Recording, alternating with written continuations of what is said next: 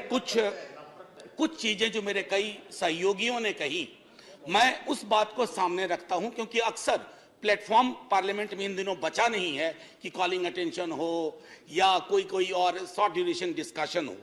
महोदय, अगर आप गौर करें, बीते कुछ वर्षों और कुछ महीनों में कई सारी फेलोशिप खत्म कर दी गई है और उन फेलोशिप के खत्म होने का नतीजा क्या होता है सर? सबसे ज्यादा इन वंचित वर्गों पर पड़ता है, schedule caste, schedule tribe, OBC और अन्य जातियों के गरीब लोग। ओवरसीज स्कॉलरशिप के बारे में मैंने खुद मंत्री जी को लिखा, कई दफा बातें उठाई। छोटा सा तर्क है कि भारत की संस्कृति, भारत की जाति व्यवस्था को समझने के लिए विदेश में क्यों अध्ययन करेंगे? साहब, यहां तो माहौल ही नहीं है अध्ययन का। सेकेंडरी सोर्स वहां काफी कुछ है, आर्काइवल मटेरियल है, और अगर आप इन चीजों से लोगों को महरूम कर रहे हैं तो जाहिर है कि आपका रेटोरिक है विश्व गुरु बनाना, आप असल में विश्व गुरु बनने की ओर नहीं अग्रसर होना चाहते हैं। माननीय उपसभापति महोदय, I also thought of bringing in something which is very fundamental to our court discussion these days, and where DMK and Rashtriya Janata Dal share a uniform thread of unity, and I believe very strongly कि हमारे भाजपा के कई साथी भले सामने ना कहें, उनके अंदर भी ये मनोभावनाएं गाहे बगाहे जागृत होती रहती हैं। सर, बीते दिनों EWS रिजर्वेशन पर माननीय सर्वोच्च न्यायालय का फैसला आया। फैसला स्प्लिट था। स्प्लिट फैसले में कई संभावनाएं होती हैं, कई भविष्य के लिए प्रतिबद्धताएं उसमें छुपी हुई होती हैं, लेकिन हमारा आशय यहां दो चीजों से है।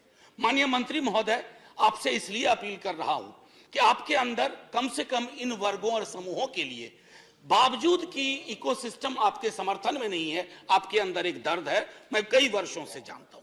तो मैं सिर्फ इतना कहना चाहूंगा कि अब इंदिरा साहनी जजमेंट या बालाजी जजमेंट रिडंडेंट हो चुका, गैर प्रासंगिक हो चुका, और चूंकि ये गैर प्रासंगिक हो चुका और सीलिंग की बात खत्म हो गई, तो जब मंडल कमीशन वॉल्यूमिनस डेटा के साथ आया था तो 52% ओबीसी की आबादी तय की गई थी।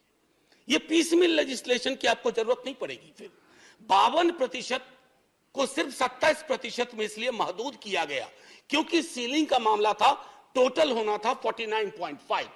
अब जब सीलिंग खत्म हो गई है, ऑनरेबल वाइस चेयरमैन साहब, immediately the government should go for 52% reservation for OBC communities immediately.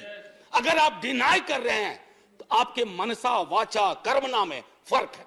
और दूसरी बात, immediately go subsequently for caste based census. Sir, ये जो जातिगत जनगणना की कितनी आवश्यकता है, इस देश में कई मिथक तैर रहे हैं। Myths have actually substituted history और इवन फैक्ट्स। इसलिए मैं कह रहा हूं, हमारे दल का लगातार पोजीशन रहा है, हमने सदन में रखा है, हमने बिहार में, हमने इस पर राज्य के स्तर पर, और मैं धन्यवाद दूं, भाजपा भी हमारे साथ है। अगर बिहार की भाजपा हमारे साथ है तो देश की भाजपा क्यों अलग है?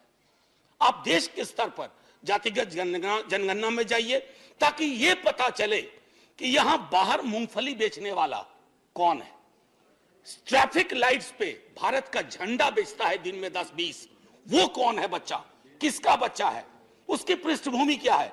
जब तक आपके पास ये वैज्ञानिक आंकड़े नहीं होंगे, तब तक आपकी नीति और नीयत दोनों में खोट रहेगा।